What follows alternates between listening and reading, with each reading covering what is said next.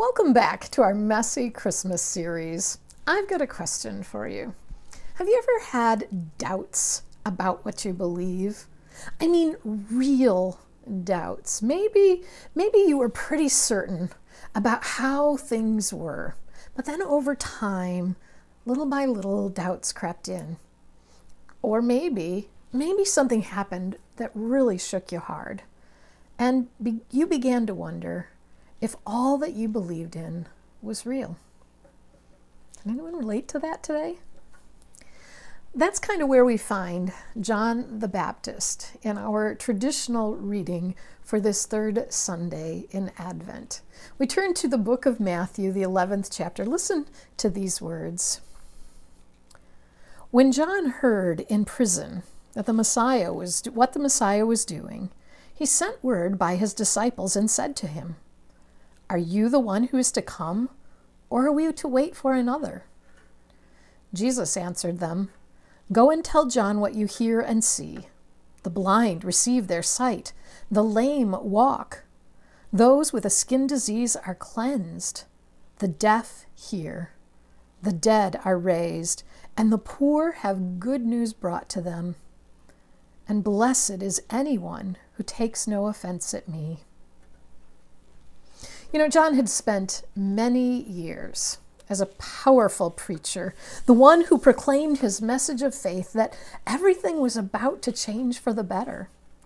His beliefs had given him the strength to stand up against the powerful groups of that day.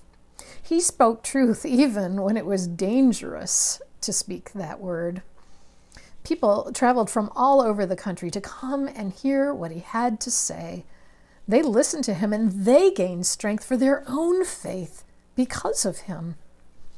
Even after Jesus was baptized and began his ministry, people still kept coming to hear John. They saw him as an example of what it meant to believe in God. But then things changed. Now, as we said last week, the history is messy, unclear about what exactly happened.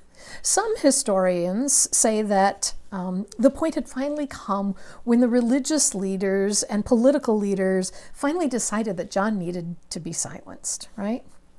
Now, they could have arrested him to shut him up, as they had done with so many others, but John had so many followers, right? More than any of the others, and they were afraid of what mischief he could still get into from inside of the jail.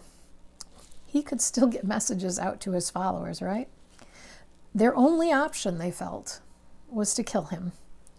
So this tradition says that John was arrested and put in prison where he would be killed and silenced for good.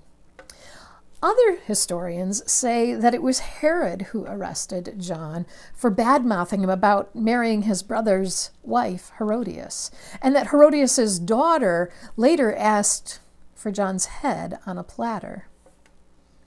Either way, John ends up in prison, and that's where we find him today.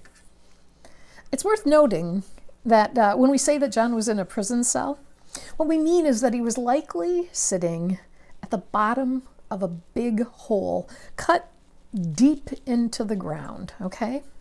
The only opening was a little door up at the top in the ceiling where they would throw you in and where they would lower a rope later to pull you up out in order to kill you, or sometimes they would just leave you there to die. The hole was never cleaned. There was no light. Just let your imagination run with that for a moment. Can you see John sitting there? Can you hear what's going on in his mind? It reminds me of Frank. Frank was a leader in his church and in his community. Frank spent his life doing whatever he could do to help others. He gave his money to help others. He gave his time to help others. Frank believed that it was important for him to treat everyone he met as someone with value, regardless of their position in life or any mistakes that they may have made in their lives. Everyone respected Frank and saw him as an example of what it meant to lead a real life of faith. Frank was never sick, nothing more than the common cold or something like that. Everyone said that it was because Frank had such a good and faithful life, right? But in his mid-70s, Frank woke up one morning and felt a pain. He went to his doctor and had some testing, and they found that Frank had developed cancer. They began the treatments immediately, and even though it was difficult, Frank remained the picture of a man of faith. But after a while, as the side effects of the treatments increased, Frank began to grow more quiet. He stayed home more, explaining that he was tired and that he needed to use what energy he had to get better. But it really was more than that. Frank's family told his pastor that Frank was not just tired. Frank was getting more and more angry by the day. He had stopped talking to them. He just sat in his room and stared out the window. The pastor came to visit, and Frank had enough, right? He looked his pastor in the eye and said, "Why me? What did I do? I thought I was doing the Lord's work. Why me?" Frank felt like he was sitting in a deep, dark hole. He hadn't done all the good things that he had done in his life to earn some type of a reward, but come on, this isn't how it's supposed to go. Is this what faith gets you? Now, we may shake our heads and say, that's not how faith works. He should have known better. It's easy enough for us to say on the outside of that big dark hole he was in. You know, when you find yourself in a hole surrounded by darkness, only then can we really begin to understand what Frank and John were wondering and to understand their questions. Is this really how it's supposed to be? Did I miss something? Did I really do the right things? What did I do wrong? There are a lot of questions found at the bottom of a deep, dark hole. Matthew tells us that John sent some of his disciples to find Jesus and ask, "Are you really the one, or are we to wait for someone else?" John and Frank wanted to know, are you really the one, or did I misunderstand things and make a mistake with my life? I think many of us have that same kind of questioning every now and again anyway. How do we know we're doing the right thing? How do we know we're living our lives in a meaningful way? And if we're doing things right, then why is life so difficult sometimes? John's disciples found Jesus and asked him the question. "Am I the one?" Jesus responded. "Go back and tell John what you hear and what you see. The blind receive sight, the lame walk, those who have leprosy are cleansed, the deaf hear, the dead are raised, and the good news is proclaimed to the poor." You see, Jesus wasn't concerned about what faith had brought to him or his disciples. He was concerned about what their faith was able to bring to others. That's something John would understand, right? John had risked his life to attack the Pharisees and the Sadducees for using their faith to build their positions of wealth and power while treating those around them like they had no value.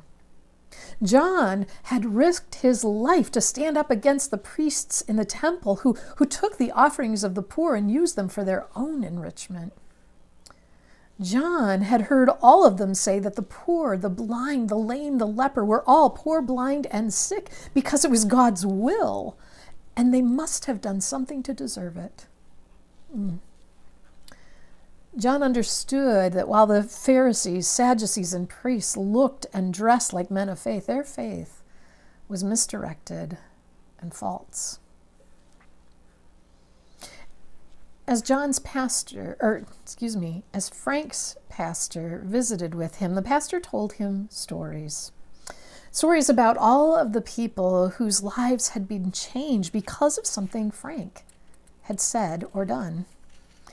There was the farm family who'd been able to keep their home because Frank had given them more time to pay their bills after a difficult year.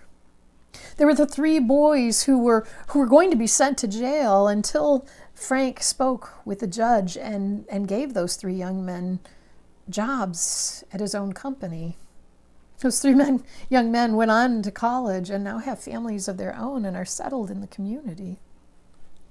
There were the many times that the church had a need for funds to help in an emergency situation, and Frank helped to make those funds mysteriously appear. As they talked, Frank began to smile again. He began to remember all that he had done and why he had done it. He hadn't done those things to make sure he earned respect or gained some special benefit for himself. He had done those things because he believed it is what you did as you loved God and loved your neighbor. Simple as that. Frank only lived about 3 more months after that visit from the pastor, but those 3 months were filled with good times with family, smiles each time he saw the sunrise, and a feeling of satisfaction that he had done what he could do. Now, I have to be honest with you here. There are times when I struggle with this, with the things that happen to the faithful Franks in this world. It's the age-old question of why do bad things happen to good people, especially when it seems like there are so many not so Frank-like people who never suffer. Man, I know that faithful living means doing what we can for others, but there are times when I just get angry and frustrated at how things work out. When good people suffer, it bothers me. Maybe it bothers you too. Maybe that's why Jesus said that piece that we left out in our recitation just a moment ago of his words. Maybe that's why he said, "Blessed is anyone who doesn't stumble on my account." And many people like to skip that line because it doesn't seem to make sense, right? Why on earth would someone stumble because of Jesus? That's not right, right? Isn't he the one that would keep us from stumbling? But I think I understand what he meant. You see, it's tempting to live the faith life of a Pharisee or a Sadducee, expecting that if I am a good believer, good things will come to me, problems will be solved, money will be coming in, and when all is said and done, I will have a great reward waiting for me, right? There's great comfort in expecting that if I believe, I will be safe. If I believe, then all is good. If all I need to do is believe. That's a tempting way to live our faith life, right? But here's the deal, though. That isn't the faith that Jesus is talking about. And sometimes the faith Jesus is talking about, that's enough to make us stumble. Really, Jesus? Really? You want us to follow a faith that says that what God might do for me is not important, but what is important is what I can do for others? You want me to follow the faith that says it's not important to worry about what I can collect, but what is important is what I can give away?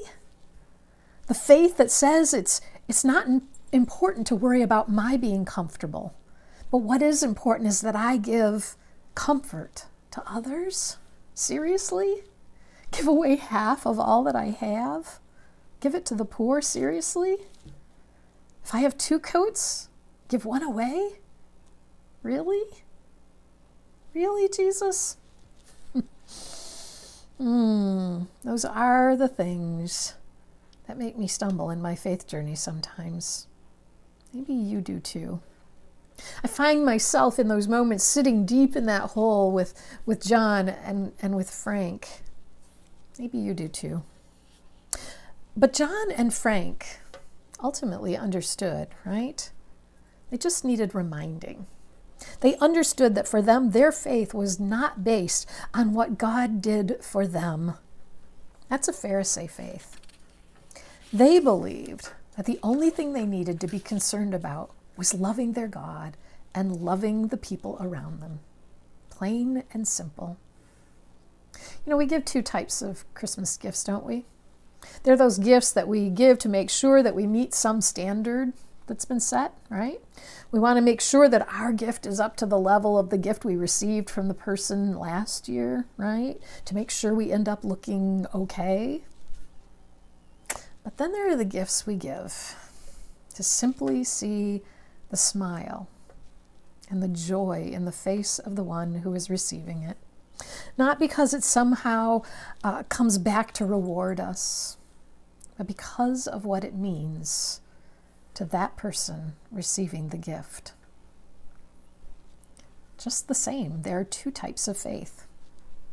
The faith of the Pharisees and the faith of John and Frank. John's and Frank's faith is better. Amen? Amen. God, who is present and at work today, as John prepared the way for a new Messiah, guide us in the ways to prepare those in our day-to-day encounters to help prepare the way for the Messiah. You weren't predictable in the days of John the Baptist, as he anticipated a Messiah with a different approach. Show us where you're moving in our world and revealing yourself in different ways that we or the world might not expect. God, you broke down walls of exclusion and built bridges of inclusion. We are filled with joy knowing that you are our God who loves all people and brings healing. In spite of our errors, exclusions, and brokenness, you are our God who cares and restores us. In this time of anticipation, help us to share this joy in our world so that your message of joy, love, and restoration will be spread. Amen.